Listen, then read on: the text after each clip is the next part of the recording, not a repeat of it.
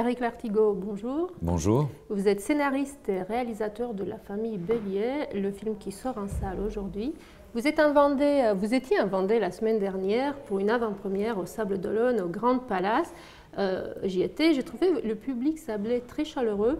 Est-ce que c'est la réaction qu'a suscité votre film un peu partout lors des avant-premières? Oui, pour l'instant, on a cette chance-là d'avoir une réception, en tout cas bienveillante, du public. Et c'est agréable à prendre. C'est flippant, hein, toujours, de présenter le film, mais c'est très agréable d'avoir... Pourquoi c'est flippant?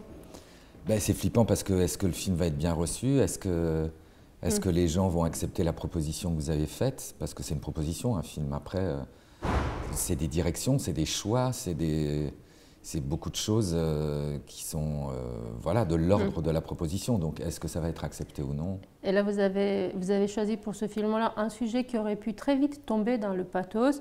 Une jeune fille, une ado entendante dans une famille de sourds-muets, de non-entendants. Une jeune fille qui chante bien, qui veut faire pas The Voice, mais presque. Ouais. Il y a plein de choses qui pourraient vite nous faire tomber dans le pathos. Et finalement, non, moi je trouvais que c'était très réussi. Vous faites bien votre travail d'équilibriste. Et ma première question, qui est très importante pour moi, est-ce qu'il y a beaucoup de gens qui ont pleuré à la fin du film? Ah, s'il y a des gens qui pleurent, oui, je crois. Rassurez-moi. Oui, parce que vous avez pleuré, du coup, vous êtes inquiète. Et vous êtes inquiète d'être seule. Non, je crois qu'il y a des... Même moi, j'ai chialé. Donc, oui, mais après, voilà, c'est un doux mélange, le film, c'est un mélange entre la comédie et on rigole. Et moi, j'aime bien, comme dans la vie, j'aime bien rire et pleurer. Ça ne me dérange pas de pleurer. J'ai pas de soucis par rapport à ça. J'ai pas de frontières, j'ai pas de filtre. J'ai choisi de parler de larmes parce que dans la bande-annonce, évidemment, on ne peut jamais tout rendre en une minute et quelques. Dans la bande-annonce, on voit plus le côté comédie, on situe bien le film, mais il y a toute cette émotion qui n'a pas le temps de se développer et qui est très présente et qui monte bien en puissance tout au long du film.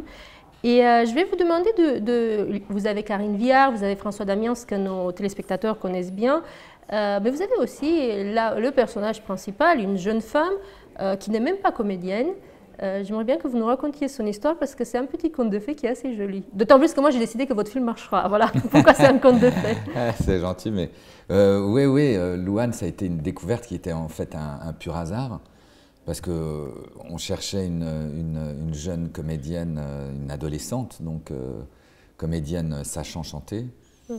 Et au résultat, j'ai pris une chanteuse ne sachant pas jouer. Donc c'est les hasards et c'est bien parce que ça montre bien qu'au cinéma et comme dans toute création, on est quelquefois persuadé que cet objectif, enfin cette ligne de pensée est la bonne et elle est détruite aussitôt par ce contrepoint.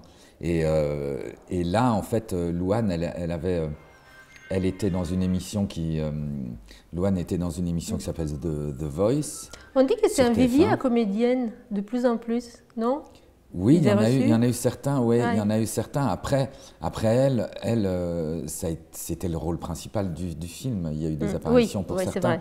Là, c'est un vrai rôle principal et dans lequel, en plus, elle a un poids supplémentaire, c'est que non seulement elle doit jouer, mais aussi apprendre la langue des signes. Donc, et chanter également. C'est ce qui est un peu son métier, mais elle est quand même toute jeune, elle avait 16 ans. Comment alliez-vous, dans ce film-là, organiser votre travail de metteur en scène en quelque sorte, puisque vous avez comme personnage principal une fille qui chante très bien, qui est quelqu'un de très sensible, ça se voit à l'écran, mais qui ne sait pas jouer, et en plus à qui vous demandez d'apprendre la langue des signes et de le faire à l'envers, à l'endroit, avec des mouvements. Voilà. Et du coup, je me demandais comment vous avez travaillé sur ce film, parce que pour vous non plus, ça n'a pas dû être tout simple. Non, c'était un film qui était sur un fil, un peu comme sur son thème, d'ailleurs sur l'adolescence. Ce thème de l'adolescence qui est fragile, il a rebondi sur tout le film, sur toute la construction. Même à l'écriture, c'était compliqué pour ne pas trop sous-titrer. Il fallait qu'elle parle, donc qu'elle soit l'interface entre le public et l'histoire qui était en train de se produire, de se passer, et les événements qui se passaient à l'histoire. Donc elle vient quelquefois en traductrice et en effet, pour revenir à votre question, la difficulté pour elle, c'est qu'en effet la syntaxe n'est pas la même, donc elle signe des choses qu'elle ne dit pas dans le bon ordre. Donc pour une ado, c'est franchement compliqué. Et puis pour toute personne déjà, mais pour une ado, on connaît les problèmes de concentration que peuvent avoir un adolescent. Et en fait, elle a réussi à surmonter ça. Et elle a travaillé durement pendant 6 mois avec Karine et François. D'ailleurs, parallèlement, ils avaient le même prof, mais ils prenaient des cours individuels à raison de 4 heures par jour pendant 6 mois.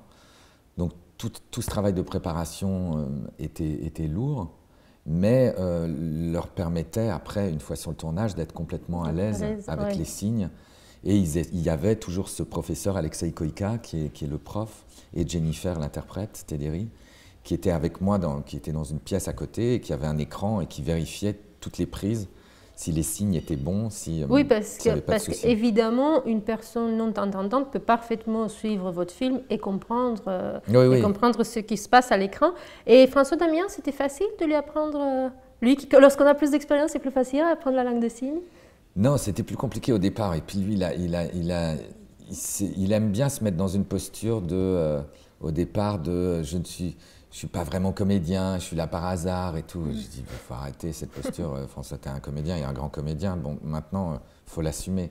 Il me dit, oui, mais alors, du coup, il apprenait pas, il était en retard dans les signes, il y allait pas, il venait pas au cours. Et très rapidement, par bonheur, après, il a rattrapé son retard. Et il a été très vite parce que c'est quelqu'un d'intelligent et de vif. Et de bosseur aussi, mais il m'a dit, j'ai jamais autant travaillé sur un film que sur le tien, jamais, jamais. Mais c'est ce qui était intéressant pour lui, ce pari, il le savait. Et puis je lui avais dit, si tu connais pas tous les signes de la séquence, moi je coupe, j'arrête le tournage. Donc tu as intérêt de les savoir par cœur. Et question personnelle à laquelle vous n'êtes pas obligé de répondre, vous êtes le réalisateur, vous êtes aussi le scénariste de ce film. Pour connaître si bien une tête d'ado, c'est parce que vous en avez vous-même ou comment on fait lorsqu'on l'écrit pour se mettre aussi bien dans la tête et de la mère et de l'ado? Alors, c'est un mix entre ce qu'avait écrit au départ Victoria Bedos, qui avait écrit le script, qui elle justement avait énormément développé cet ado. Et puis moi j'en côtoie beaucoup, j'en vois beaucoup autour de moi et je les observe et c'est mon métier d'observer les gens dans la rue, les enfants d'amis. Je les observe, je vois leur position, je vois le rythme de phrase, parce que c'est un rythme particulier de phraser, un ado aussi. Ça ne répond pas forcément aux mêmes choses à la question tout de suite, ça ne répond pas tout de suite à la question, ça part sur autre chose. Donc tout ça, j'ai joué avec tout ça dans l'écriture.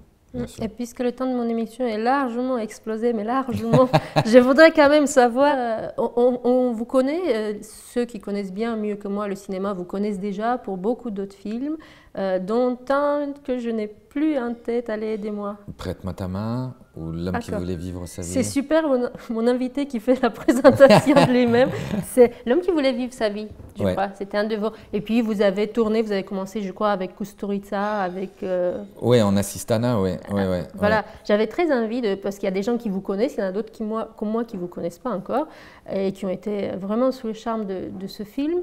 Je voulais savoir comment vous êtes devenu réalisateur.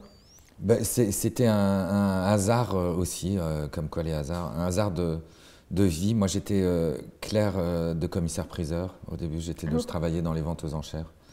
Et un jour j'en ai eu marre, j'ai voulu changer, j'avais envie de raconter des histoires. Et j'ai été voir une amie avec qui j'en ai discuté et qui connaissait un producteur par hasard de pub. Et elle a décroché son téléphone et le lendemain je suis rentré stagiaire dans une prod de pub. Et voilà, et j'ai appris en publicité. Vous avez fait de la télé, après, voilà, j'ai fait de la télé à Canal, j'ai fait les Guignols, H, les Robins des Bois, toutes sortes de choses. Et mon premier film, Mais qui a tué Pamela Rose, avec Cadet Olivier, grâce à Dominique Farrugia, qui m'a fait rencontrer les deux garçons. Et pour les jeunes, ceux qui ont très envie de devenir comédiens ou qui rêvent de télé-réalité, de The Voice, de tout ça, vous avez un petit conseil par rapport au rêve? Ah oui, le conseil, en tout cas la marche à suivre, c'est qu'il faut absolument écouter ses envies et et que ce soit se poser la question si c'est pour les bonnes raisons qu'on le fait, si c'est pour être connu, on n'en a rien à foutre, mais si c'est parce que c'est une véritable envie et que ça vient du fond de son corps et de son esprit, il faut s'écouter et il faut avancer, il faut continuer ses études et faire tout pour accéder à ce rêve. Il faut accéder à nos rêves. C'est ça qui est intéressant. Voilà, n'hésitez pas à accéder à vos rêves et puis surtout, n'hésitez pas à aller voir la famille Bellier en salle à partir d'aujourd'hui. Éric Lartigot, merci infiniment. Merci beaucoup. beaucoup. Peut-être à bientôt en Vendée. J'espère. Merci.